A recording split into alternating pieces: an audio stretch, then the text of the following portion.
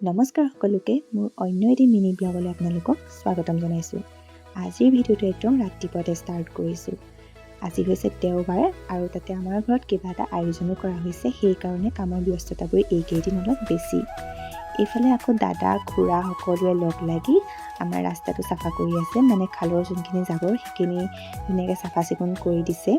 পিছে আমাৰ ঘৰত কি আয়োজন কৰিছোঁ সেয়া আপোনালোকে বাৰু নেক্সট ভিডিঅ'ত গম পাব। এইফালে আকৌ কামৰ মাজতে আহিলে ৰাঞ্জিত দা, তেওঁ প্ৰতি দেওবাৰ আৰু বুধবাৰে আহে। আমি প্ৰায়ে কাপোৰ লওঁ বাৰু তেওঁৰ পৰা, আৰু আমি গৈ কাপোৰ চালোগৈ, কিবা কিবি ল'ব লগা আছিলে সৰু সুৰা, সেয়া ল'লোঁ গোটেইকেইজনীয়ে। তাৰপিছত এয়া আকৌ সন্ধিয়া লগাৰ সময়ত ইপিনে খুৰীও আহিছে অকণমান সহায় কৰি দিবৰ কাৰণে, আৰু এইফালে আলহী অতিথিও আহিছে দুই এজন খবৰ খাতি ল'বৰ কাৰণে। আৰু তাৰপিছত এয়া আমাৰ বা দিশা মা সকলোৱে মিলি নাৰিকলৰ লাড়ু বনাই আছে।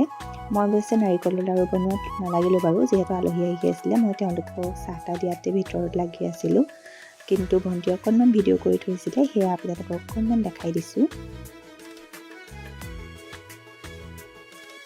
এইকেইদিন আমাৰ ঘৰৰ পৰিৱেশটো চাৰিওফালে কেৱল কাম হৈ আছে আৰু এইফালে ভিতৰত খুৰীয়ে ভাজি আছে চপ, আৰু লিলি ববৈ বনাই আছে শলিকা কপাহৰ, মানে যিহেতু চাকি জ্বলাবলৈ শলিকা লাগিব, তেওঁ সেইখিনি কৰি আছে। মানে যোনে যেনেকৈ পাৰিছে সকলোৱে সহায় কৰি দিছে।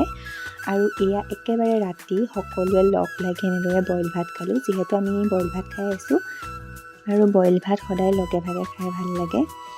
বাৰু আপোনালোকক মই সবিশেষ জনাম কিহৰ আয়োজন কৰিছোঁ আমাৰ ঘৰত। বাকী ভিডিঅ'সমূহ আপোনালোকে চাই থাকিব। আজিলৈ আহিছোঁ, বাই বাই, গুড নাইট।